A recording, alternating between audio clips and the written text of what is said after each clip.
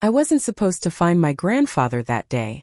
When he opened the door, he grabbed my arm, looked over my shoulder and whispered, "Get inside. Hide." Minutes later, I discovered something impossible. According to the government, my grandfather had been dead for months. What happened next exposed a conspiracy that destroyed hundreds of innocent lives. And I had no idea I was about to become their biggest threat. If you love mystery stories packed with shocking twists until the very end, subscribe now. Because this is one story you won't forget. I wasn't supposed to be standing on my grandfather's front porch that Thursday afternoon. If I had done what I always did, called ahead, waited for him to answer, planned the visit a week in advance, none of this would have happened.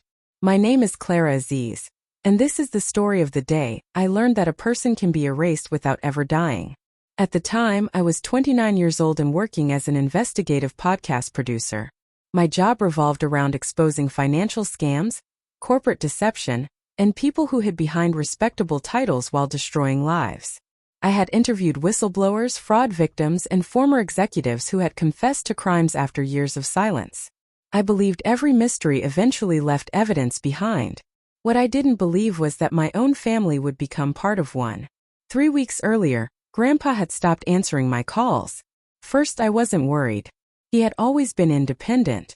He disliked smartphones, ignored voicemail, and sometimes forgot where he left his charger for days. It wasn't unusual for him to disappear from everyone's radar for a little while before calling back as if nothing had happened. But this time felt different. I sent messages. Nothing. I called every evening. Nothing. I even mailed him a handwritten letter, thinking he might appreciate something old-fashioned. Still nothing. Then, on Monday morning, I called his landline during my coffee break. Instead of his familiar voice, all I heard was a disconnected tone. That was when I stopped making excuses. By Thursday, I packed an overnight bag, canceled 2 interviews, and started the 4-hour drive to his house without telling anyone. The weather stayed unusually gray for late spring. Traffic was light. I kept replaying every conversation we'd had over the past year, searching for something I might have missed. Grandpa had never sounded frightened. He had never mentioned arguments with neighbors. He had never complained about money. If anything, he'd seemed happier than usual after volunteering with a disaster relief organization several months earlier. He had talked about helping families rebuild after severe flooding, and said it reminded him that communities still looked after one another when life became difficult. At the time, I thought it had given him a new purpose. Looking back, I realized that was exactly when everything began. A little after 3 in the afternoon, I turned into his neighborhood. It looked exactly the way I remembered. Neatly trimmed lawns, small brick houses, children riding bicycles, a man washing his pickup truck at the corner. Nothing appeared unusual. Then I pulled into Grandpa's driveway. The first thing I noticed was the mailbox. It was overflowing. Bills, advertisements, local newspapers. Several envelopes had become damp from recent rain. Grandpa never ignored his mail. Never. The second thing I noticed was the curtains. Every curtain in the house was completely closed. Even during the hottest summers, Grandpa always kept the living room windows open to let sunlight inside. Today the house looked sealed shut. Then I noticed something else. 2 dark SUVs were parked across the street. The engines weren't running. The windows were tinted. Neither vehicle belonged to any neighbor I remembered. Maybe they meant nothing. Maybe they were visiting someone nearby. Still, I couldn't shake the feeling that someone inside those vehicles was watching the house. I grabbed my overnight bag, walked to the front porch and knocked. No answer. I waited. Knocked again. Still nothing. I was about to check the back door when I heard slow footsteps approaching from inside. The deadbolt unlocked. The chain rattled. The door opened only a few inches. Grandpa stared at me. For a second, I barely recognized him. His face had lost color. Dark circles surrounded his eyes. His normally steady hands were shaking. He wasn't smiling. He wasn't surprised. He looked terrified. Before I could say a single word, he grabbed my wrist with surprising strength. "Clara." His voice was barely louder than a whisper. "What are you doing here? I couldn't reach you." "I know." I was worried. Instead of answering, he leaned past the doorway and looked both directions down the street. His breathing became faster. Then his eyes locked onto something behind me. The two SUVs. Without another second of hesitation, he pulled me inside so hard that I almost dropped my bag. The front door slammed shut. Every lock clicked into place. He lowered every blind that wasn't already closed. Only then did he face me again. His lips trembled. "Get inside." I frowned. "I am inside." He shook his head impatiently. "No. Hide." For a moment I honestly wondered if he was having some kind of medical episode. "What are you talking about?" "No questions." His voice became firmer. "Please, Clara. I don't have much time." There was something in his expression I had never seen before. Pure fear. Not confusion. Not anxiety. Fear. The kind that comes from someone who expects danger at any second. He hurried me down a narrow hallway toward a storage closet beneath the staircase. The space barely had enough room for shelves filled with old photo albums, winter blankets, and dusty toolboxes. He opened the door. "Stay quiet. Grandpa. No matter what you hear." He stopped speaking. Someone knocked on the front door. 3 slow, deliberate knocks. Grandpa's entire body stiffened. He looked at me one last time. "Don't come out." He closed the closet door. Through a thin crack between the frame and the hinges, I could still see part of the hallway leading toward the entrance. Footsteps. A deep breath. The sound of another lock turning. Grandpa opened the front door. His voice sounded completely different. Warm. Relaxed. Almost cheerful. "Oh, I wasn't expecting visitors." A woman's calm voice answered. "We won't keep you long, Mr. Rowan. We're simply following up." I couldn't see her face yet, only part of a dark blue sleeve. Another voice spoke. "We were hoping you'd reconsider the paperwork." Grandpa chuckled softly. "I've already told you. I need more time." Silence. Then slow footsteps crossed the porch. The woman stepped slightly farther into view. Perfectly tailored suit. Professional smile. Leather folder tucked beneath one arm. She looked less like a government employee, and more like someone attending a charity fundraiser. "I'm afraid time is becoming limited." Grandpa answered without hesitation. "Then I suppose that's unfortunate." Another long silence. I noticed the woman's eyes drifting past him. Scanning the hallway. Scanning the living room. Scanning the staircase. My heartbeat became painfully loud. If she walked inside, if she opened the closet, the smile on her face never disappeared. "Please contact us soon. We'd hate for this process to become more complicated." Grandpa nodded politely. "I'll think about it." The visitors left. Several seconds passed. Then another. I heard vehicle doors closing outside. Engines starting. The SUVs finally drove away. Only after they disappeared did Grandpa lock every door again. He closed every curtain once more. Then he walked back toward the hallway. His shoulders looked even heavier than before. He slowly opened the closet. "You can come out now." I stepped into the hallway. "What was that?" He didn't answer immediately. Instead, he walked into the kitchen and poured himself a glass of water. His hand shook so badly that some spilled onto the counter. I had never seen him like this. Not even after Grandma passed away. Finally, he looked directly at me. His eyes were filled with exhaustion. "They found the house again." "Who?" "The people who need me to stay dead." I stared at him. "What are you talking about?" He swallowed slowly.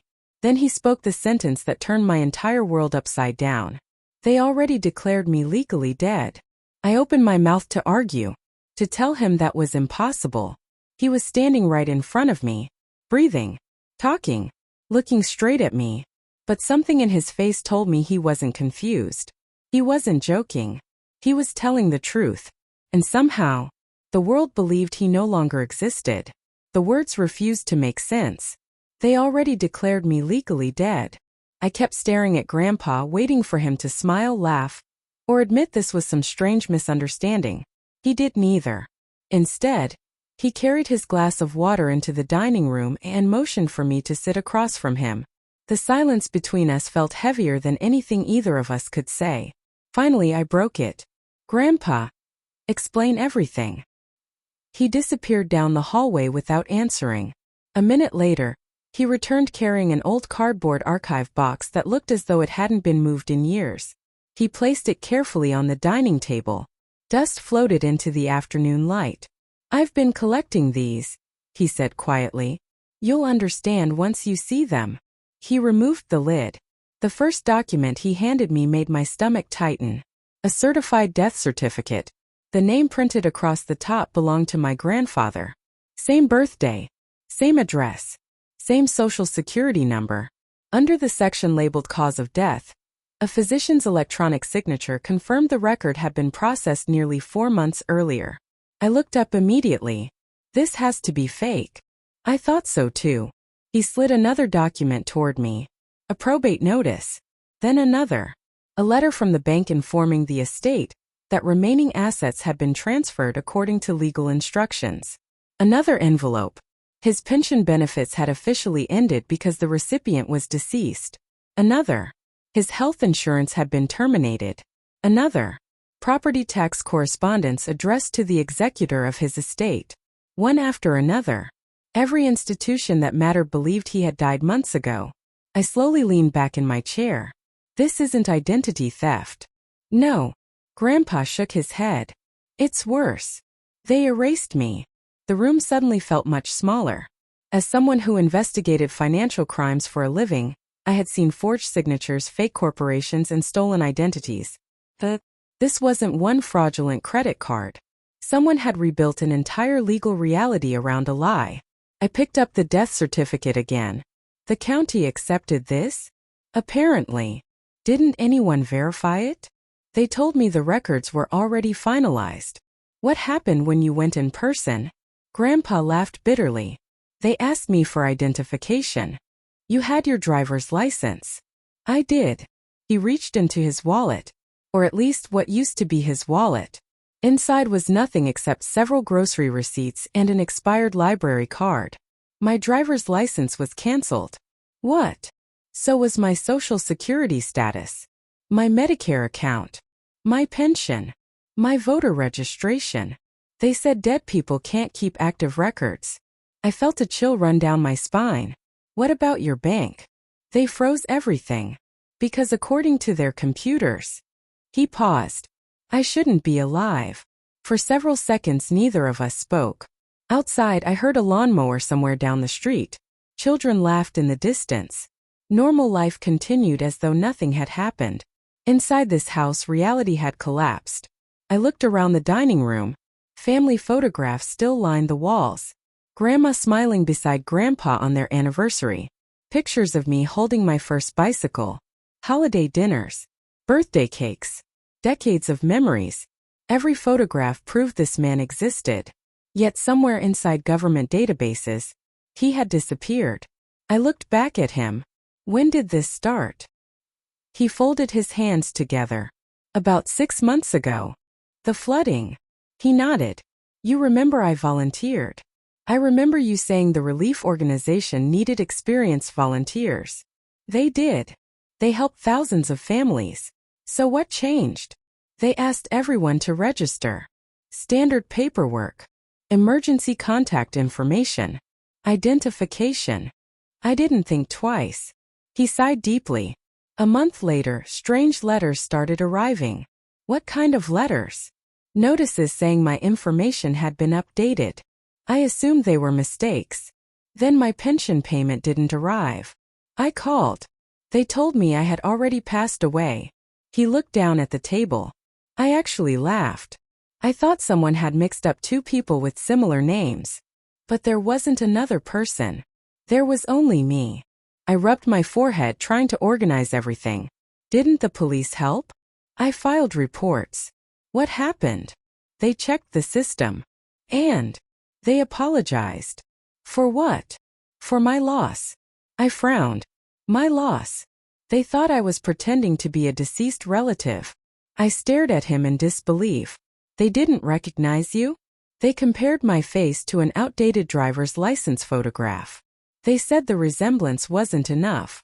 I couldn't believe what I was hearing. The bureaucratic nightmare sounded impossible. Yet every paper in front of me proved it had already happened. Did you hire a lawyer? I tried.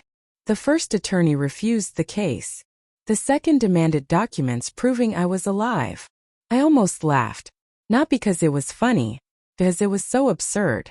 How do you prove you're alive when every official record says you're dead? Grandpa answered quietly. I still don't know. A long silence settled over the room again. Then something caught my attention. A small white object sat on the kitchen counter. At first glance it looked like a smoke detector. Except it wasn't attached to the ceiling.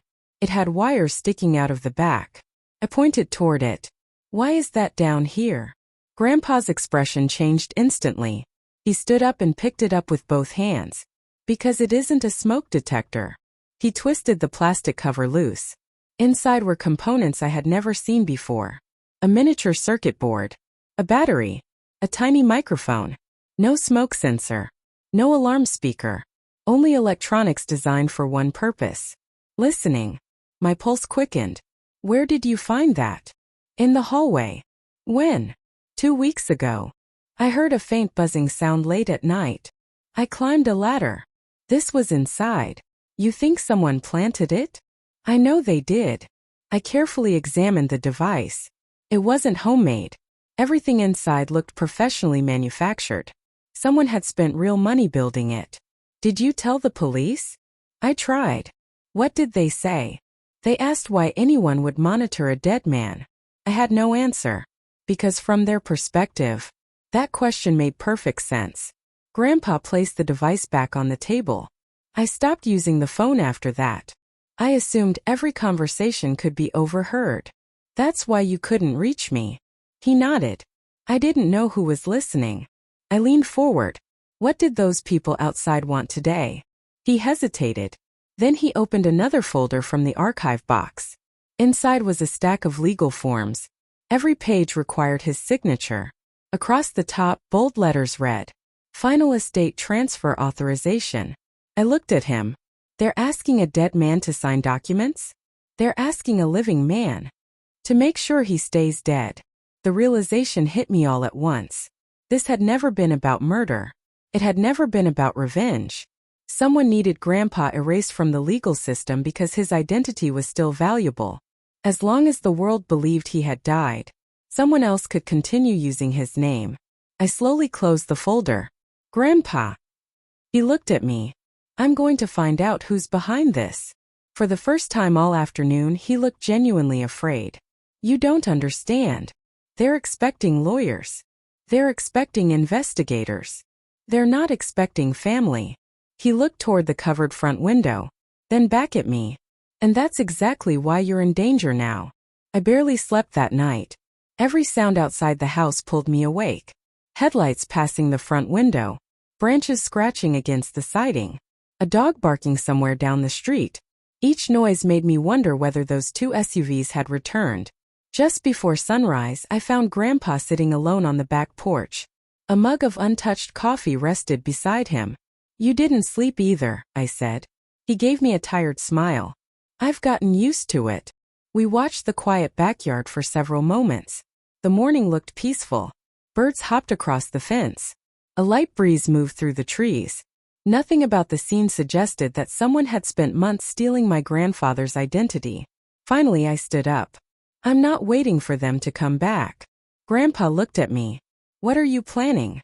I'm starting where this all began. The Disaster Relief Organization. His shoulders immediately tensed. No. I'm only asking questions. They won't answer. Then I'll make them uncomfortable. He shook his head. You don't know these people. Neither do they. I picked up my car keys. They have no reason to suspect me. That turned out to be the first mistake I made. 2 hours later, I parked outside the headquarters of the charity Grandpa had volunteered for.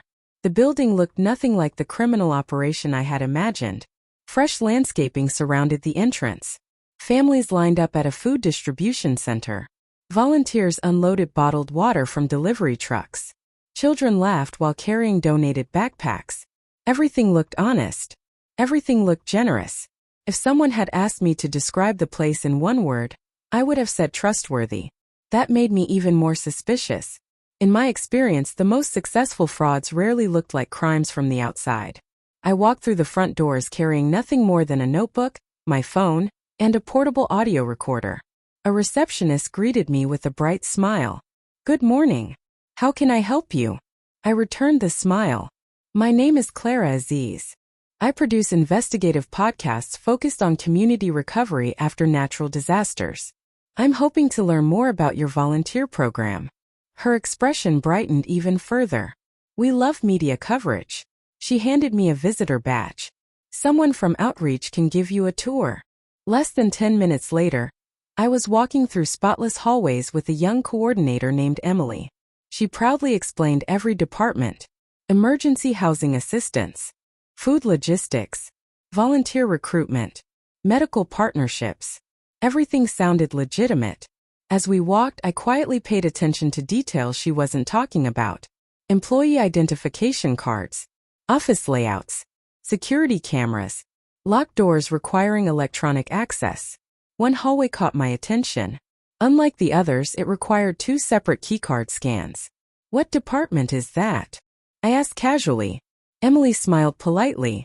"Private records." "What kind of records?" "Volunteer documentation." I figured that. She laughed. "We have to protect personal information." Fair enough. Sounded completely reasonable. Still, something bothered me. The security seemed excessive. After the tour ended, Emily offered me coffee in the public lounge. While she stepped away to answer a phone call, I noticed several framed photographs hanging on a nearby wall. Volunteer appreciation awards, community events, fundraising galas. One picture stopped me cold. Grandpa stood near the back of the group. He looked healthy, happy. The photograph had been taken during the flood recovery effort. I stepped closer. Another elderly volunteer stood beside him. Then another. Then another. Something felt familiar. I pulled out my phone. The previous night, while Grandpa slept, I had photographed several names from the paperwork inside his archive box. I compared them with the engraved nameplate beneath the group photograph. 3 names matched. 3 volunteers who had supposedly died. Yet there they were, standing together months before everything happened. A coincidence? Maybe. But my instincts told me otherwise. Emily returned carrying 2 paper cups. "Everything okay?" I smiled. "Beautiful facility." She thanked me. As we talked, I casually asked about the volunteers in the photograph. She glanced at the frame. "Oh, many of them aren't with us anymore." "What do you mean?" "They've moved on." The pause before answering was almost invisible. Almost. I filed it away. A few minutes later, I thanked her for the tour and headed toward the exit. Instead of leaving immediately, I sat inside my car across the parking lot. From there I could observe employees coming and going without attracting attention. An hour passed. Then another. Most people followed predictable routines. Lunch breaks. Deliveries. Meetings. Then, shortly after 1 o'clock, a black luxury sedan entered the parking area. Every employee who saw it immediately straightened their posture. Conversations stopped. The atmosphere shifted. Someone important had arrived. A woman stepped out of the back seat. She wore a charcoal gray suit tailored so precisely it looked custom-made. Her silver hair was pulled neatly behind her shoulders. Confident. Composed. Every movement suggested complete control. Employees greeted her with obvious respect. Some even looked nervous. I already knew who she was before seeing the name engraved beside the reserved parking space. Vesper Hallow, Executive Director. She disappeared inside the building. Without thinking, I followed. The receptionist recognized me. "Oh, you're still here." I realized I forgot to ask one last question. She nodded politely. "No problem." As if on cue, Vesper emerged from a nearby hallway. She stopped the instant our eyes met. For less than a second, something unreadable crossed her face. Recognition. Then it vanished behind a flawless professional smile. "You must be Clara Aziz." I hadn't introduced myself to her. "I am." She extended her hand. "I've listened to your investigations. Very impressive work." Her grip was firm, steady, not a hint of nervousness. "Thank you. I've heard wonderful things about this organization. We're very proud of what we've built." Her smile never changed. "What brings you here today?" I'm researching volunteer experiences after disaster deployments. A meaningful topic. She tilted her head slightly. Perhaps we can arrange an interview. I'd like that. For a brief moment, neither of us spoke. Then she asked a question so casually that anyone else might have missed its importance. Are you working on this story alone? I answered without hesitation. I usually do. I admire independence. Her tone remained friendly. But sometimes independent journalists wander into situations they don't fully understand. A warning. Disguised as polite conversation. I smiled anyway. I've heard that before. I'm sure you have. She stepped aside. I hope you find what you're looking for. As I walked toward the exit, I could feel her watching me. Every instinct told me not to look back. I didn't. Once outside, I drove away. Only after several miles did I notice the dark SUV behind me. Same color. Same tinted windows. It stayed 3 car lengths behind. Left when I turned left. Right when I turned right. Maybe coincidence. I tested it. I entered a grocery store parking lot through one entrance. Circled the building. Exited through another. The SUV followed. My heartbeat accelerated. I made 3 unnecessary turns through residential streets. It remained behind me. Now I knew. Someone was following me. I grabbed my phone and considered calling the police. Before I could dial, the SUV suddenly accelerated. It pulled alongside my driver's side window. For one terrifying second, I thought another car would force me off the road. Instead, the driver looked straight ahead. No expression. No gesture. The vehicle surged forward. Then, just as quickly, disappeared into traffic. A message. Not an attack. A message. We know who you are. I drove straight back to Grandpa's house. My hands were still shaking as I parked. The front door stood slightly open. That wasn't right. Grandpa never left it unlocked. I rushed inside. Grandpa. No answer. The living room was empty. The kitchen was silent. His bedroom. Empty. Bathroom. Empty. The entire house had been searched. Cabinet doors hung open. Drawers lay scattered across the floor. The archive box from the dining table was gone. Every document had disappeared. My chest tightened. Then I saw a single sheet of paper resting neatly on the kitchen table. It contained only 5 handwritten words. Don't look for me. There was no signature. I stared at the handwriting. At first glance it looked like Grandpa's. But I had spent years reading birthday cards, holiday letters, and handwritten recipes from him. Something was wrong. The letters were too carefully formed. The spacing was unnatural. Someone had copied his handwriting. Someone wanted me to believe he had left willingly. I slowly folded the note and slipped it into my pocket. If they expected me to stop looking, they had just guaranteed that I never would. I refused to believe Grandpa had disappeared by choice. The note was convincing.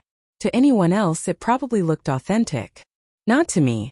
I had spent my entire childhood watching him write grocery lists, birthday cards, postcards from road trips, and little reminders he taped to the refrigerator. His handwriting always leaned slightly to the right. The note on the kitchen table leaned perfectly straight. Whoever wrote it had copied the letters. They hadn't copied the habit. That tiny difference changed everything. I photographed the note before sealing it, inside a plastic document sleeve from my investigation kit. If someone had forged it, I wanted to preserve every fingerprint and every trace of ink. Then I walked through the house again. This time I wasn't looking for Grandpa. I was looking for mistakes. Professional criminals often cleaned up what they considered important, while overlooking details they believed nobody would notice. The living room had been searched. The office had been searched. Even the attic stairs had been pulled down. But when I entered Grandpa's workshop behind the garage, something immediately caught my attention. A wooden cabinet stood slightly crooked. Grandpa hated crooked furniture. He adjusted picture frames by a fraction of an inch if they looked uneven. I pulled the cabinet away from the wall. Behind it was a narrow compartment I had never seen before. Inside sat an old metal cash box. The lock wasn't even closed. Someone had searched the workshop. They had completely missed it. I opened the lid. There wasn't any money inside. Instead, I found dozens of folded receipts, handwritten appointment dates, several flash drives, and a small leather notebook. The notebook belonged to Grandpa. Every page contained short entries. No emotions. No stories. Just observations. Black SUV returned. Unknown woman knocked again. Phone clicks before every call. Neighbor asked unusual questions. Mail delivered already opened. Every note included dates and exact times. He had been documenting everything for months. Toward the back of the notebook, one entry had been circled twice. County Records Archive. Meet with N.A. Tuesday, 2 p.m. Bring original deed. N.A. Who was that? There wasn't a last name. Only initials. It was my first real lead. Less than an hour later, I drove to the County Records building downtown. Unlike the charity headquarters, the archive looked forgotten. The brick walls had faded with age. Metal filing cabinets filled every room. Old property maps covered the walls. The place smelled like paper that had existed longer than I had. A clerk directed me toward the restoration department in the basement. When I reached the workroom, only one person sat inside. A man in his 30s wearing white cotton gloves carefully repaired a torn property deed beneath a bright desk lamp. He looked up. "Can I help you?" "I hope so." I stepped closer. "Did you ever know someone named Rowan?" His expression changed immediately. "You mean Mr. Rowan? You know him." I was wondering why he never came back. He removed his gloves and stood. "My name is Nico Arden. So those initials weren't random. Grandpa had come here intentionally. I'm Clara." "His granddaughter." Nico nodded slowly. "I've been worried about him." My pulse quickened. "You've met him before?" "Several times." He motioned toward a quiet table in the corner. "We should sit." Once we were alone, he lowered his voice. "Your grandfather noticed something nobody else did." "What?" "Original property files started disappearing." I frowned. Disappearing. Not digitally. Physically. He opened a cabinet and removed a thick binder. Inside were comparison photographs. Every image showed an official property document. Some contained signatures. Others listed ownership transfers. Then he flipped to another page. The originals were gone. Only the photographs remained. I started taking pictures before restoring damaged records. Mostly for quality control. Months later, they vanished. I looked at him carefully. Who removed them? I don't know. But only certain files disappeared.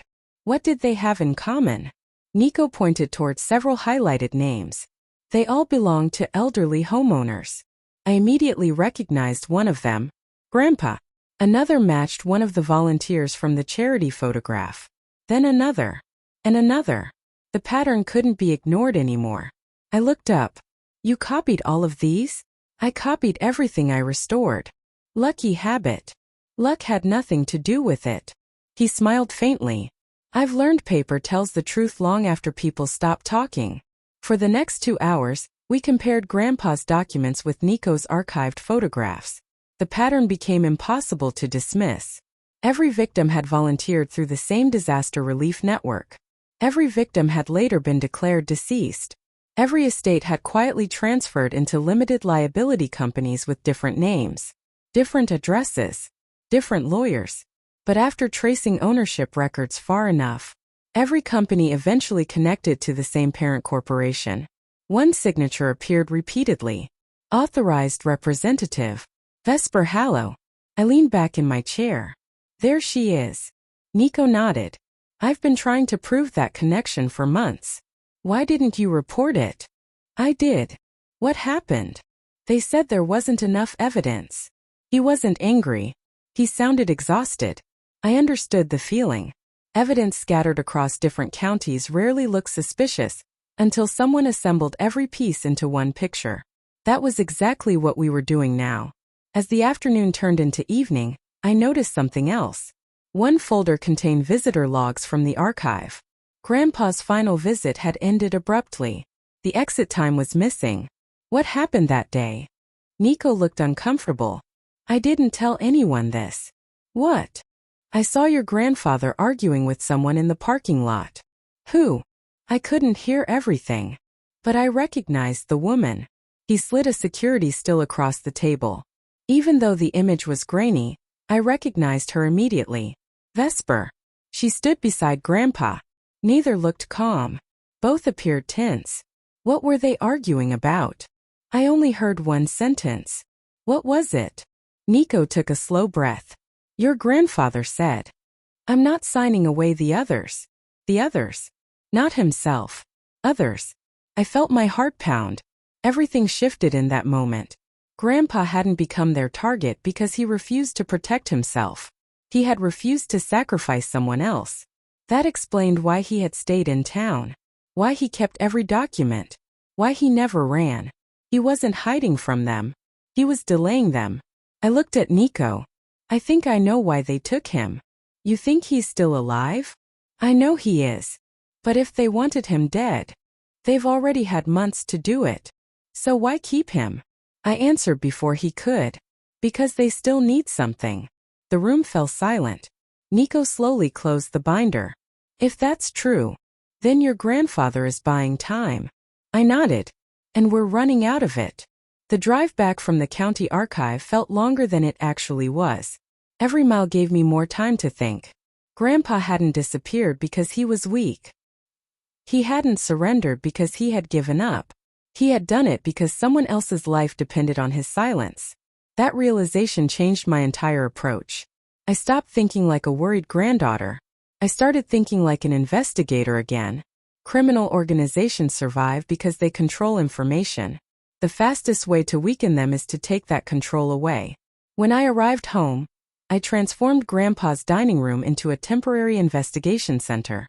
Every photograph, every receipt, every copied property record, every company registration, everything went onto the walls. I connected names with colored strings. Volunteer. Declared dead. Estate transferred. Property sold. Shell company. Another shell company. Parent corporation. Again and again, every path led back to one person. Vesper Hallow. The evidence was growing stronger. But strong wasn't enough. If I wanted law enforcement to move quickly, I needed proof that couldn't be dismissed as coincidence. Near midnight, my phone vibrated. An unknown number. I hesitated before answering. This is Clara. Several seconds passed before a quiet voice spoke. You've been asking dangerous questions. I remained silent. If you want the truth, check your email. The call ended immediately. I looked at the screen. Private number. No caller identification. Less than 30 seconds later, a new message appeared. No subject line. No name. Only one encrypted file attached. My heart raced. I opened it carefully on an isolated laptop I used for investigations. The file contained hundreds of scanned accounting ledgers, internal payment schedules, wire transfer confirmations, estate distribution records. Everything carried the charity's internal formatting. Whoever had sent this had worked on the inside. At the bottom of one spreadsheet, a small handwritten note had been scanned with the page. I'm sorry. I can't stay silent anymore. No signature. Just those words. The anonymous accountant had finally decided to speak. I spent the next 6 hours verifying every document. Dates matched public records. Property numbers matched county archives. Corporate registration numbers matched state databases. Nothing appeared fabricated. This was real. One ledger stopped me cold. Instead of listing deceased victims, it contained another category. Pending conversions. Beneath the title appeared 12 names. 11 had check marks beside them. The 12th name had a red circle. Rowan. Grandpa. Next to his name was a handwritten comment. Refuses final authorization. Now I understood. The paperwork those visitors kept demanding wasn't routine. They needed Grandpa's signature to complete whatever legal process remained unfinished. Without it, something important stayed incomplete. That single refusal had disrupted an operation worth millions. I immediately called Nico. He answered on the second ring. I found something. So did I. What? I've been reviewing archived visitor logs. There were more names. Former volunteers? No. Judges. I frowned. What do you mean? Several probate judges attended private fundraising dinners hosted by the charity. You think they were involved? I don't know. But the timing isn't random. I looked back at the financial ledgers. We're done collecting evidence. What now? We make sure nobody can bury it. By sunrise, I had contacted every trusted journalist, attorney, and investigative producer I had worked with over the past 5 years. Instead of giving one person the story, I divided the evidence among all of them. If someone tried to suppress one copy, dozens of others would still exist. Then I made the decision that terrified everyone around me. I scheduled a live episode of my investigative podcast. No editing. No delay. No waiting. Everything would be released publicly. Nico arrived 30 minutes before broadcast carrying another storage drive. I found backup images from the archive. He placed the drive beside my laptop, in case they tried denying the originals. I nodded gratefully. You've probably just made yourself a target. He smiled. I was already one. 5 minutes before going live, another message arrived. Unknown sender. Only 6 words. Stop now, or he disappears forever. I stared at the screen. No signature. No explanation. Only the threat. Nico looked at me. What are you going to do? I closed the message without replying. If I stop now, they win. The countdown reached 0. The recording light turned red. I looked directly into the camera. My name is Clara Aziz. For months, a respected disaster relief organization has been secretly erasing living people from the legal system. I can prove it. One document after another appeared on screen. Death certificates, property transfers, accounting ledgers, corporate ownership charts, photographs from the county archive, volunteer records, each piece connected to the next. No speculation, only evidence. The live audience exploded almost immediately. Comments flooded the broadcast faster than I could read them. Then something unexpected happened. People weren't just watching. They started recognizing names. My grandmother volunteered there. My uncle disappeared after that flood. My father was declared dead even though we found him months later. I worked in accounting. I still have records. Thousands of messages poured in. Former employees contacted my production team. Families uploaded forgotten paperwork. Retired officials offered sworn statements. The story grew beyond anything one investigation could contain. Then my producer interrupted through my earpiece. Clara, we're being picked up. What? National news. Every major network had started broadcasting the investigation. Within an hour, federal investigators announced emergency seizure orders for multiple financial records connected to the charity. Search warrants followed. Then arrests. Not just administrators, law firms, corporate officers, financial consultants. The carefully protected network collapsed faster than anyone expected. Finally, just after sunset, my phone rang. This time the caller identification wasn't hidden. Federal Investigations Division. I answered immediately. Ms. Aziz. Yes. We located several elderly individuals living under fraudulent identities. My grip tightened around the phone. And Rowan. A brief pause. He's alive. The world around me disappeared. Everything became silent except those 2 words. He's alive. Tears blurred my vision for the first time since this nightmare began. But the agent wasn't finished. We believe your grandfather deliberately delayed signing the authorization documents.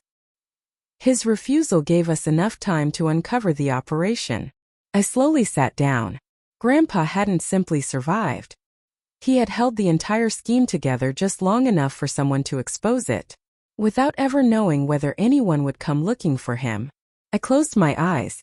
We're coming for him. The agent answered quietly. Yes. And this time, he won't be coming back alone. 3 days later, I finally saw Grandpa again.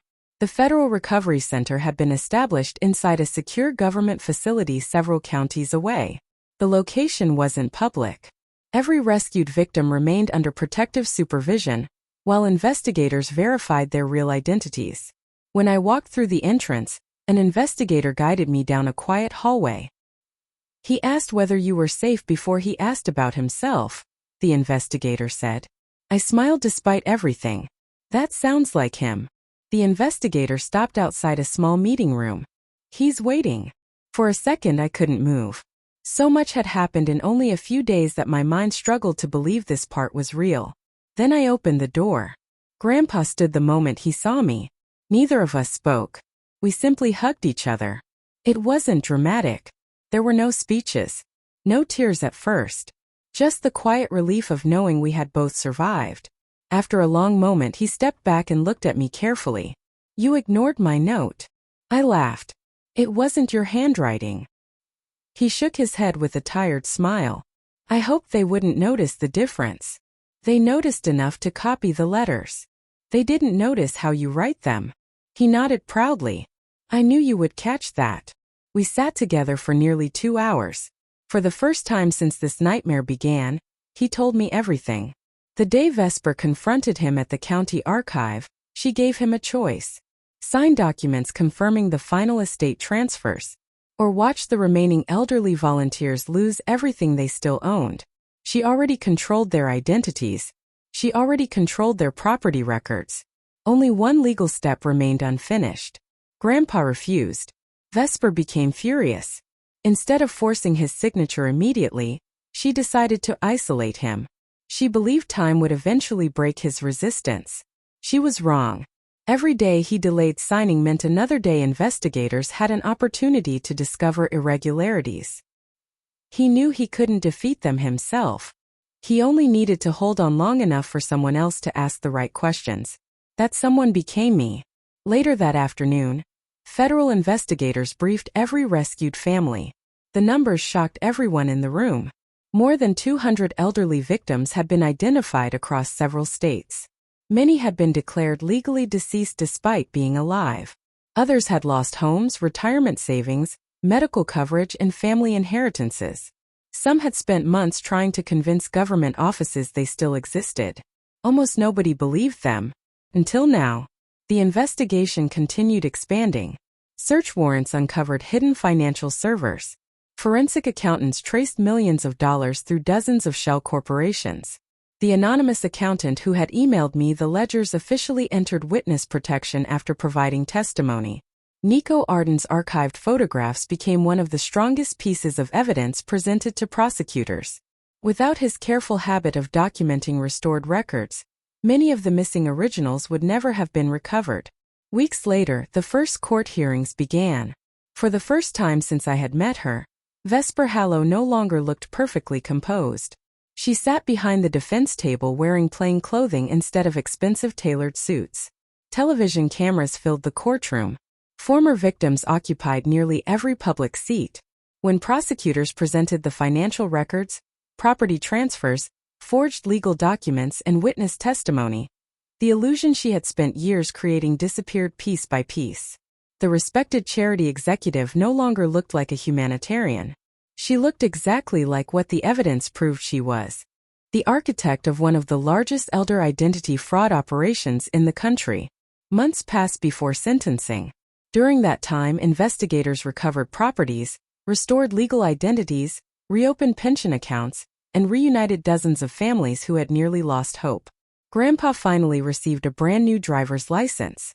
I watched him laugh while holding it. "You know," he said, "I've never been this happy to have an ugly photo." I laughed.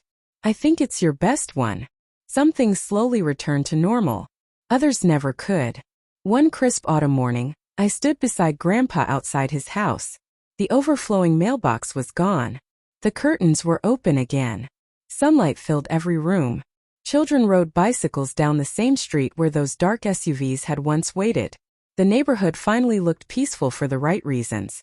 "What are you going to do now?" I asked.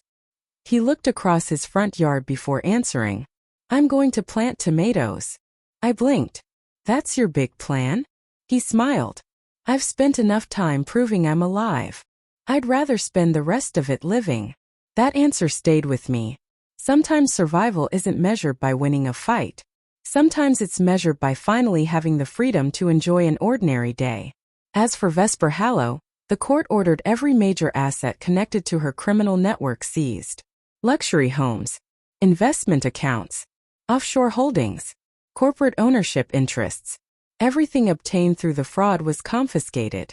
Instead of enriching the people who stole from vulnerable families, Those recovered funds established a nationwide legal assistance program dedicated to helping elderly victims restore stolen identities and recover lost property. That became the greatest form of justice. The money built on stolen lives was used to rebuild them instead. Vesper lost far more than her freedom. Her reputation collapsed forever. Awards were revoked. Honorary positions disappeared. Organizations removed her name from every public recognition. History remembered her not as a respected charity leader, but as the person who tried to erase living people for profit. As for me, I returned to producing investigations. But every story felt different after this one. Because this wasn't just another case. It was my family. It reminded me that truth often survives because ordinary people refuse to stop asking questions. Sometimes all it takes is one unexpected visit. One unopened door. One whispered warning. Get inside. Hide. Those 2 words sounded like fear when I first heard them. Now I understand they were something else. Hope. Because Grandpa believed that if I stayed hidden long enough, I might become the witness who could finally bring everyone back into the light. Thank you for staying with me until the end of this story. If you enjoyed this journey and want to hear more suspenseful stories filled with unexpected twists, hidden secrets, and satisfying justice, don't forget to subscribe, leave a like, and share this video with someone who loves great storytelling. I'll see you in the next story.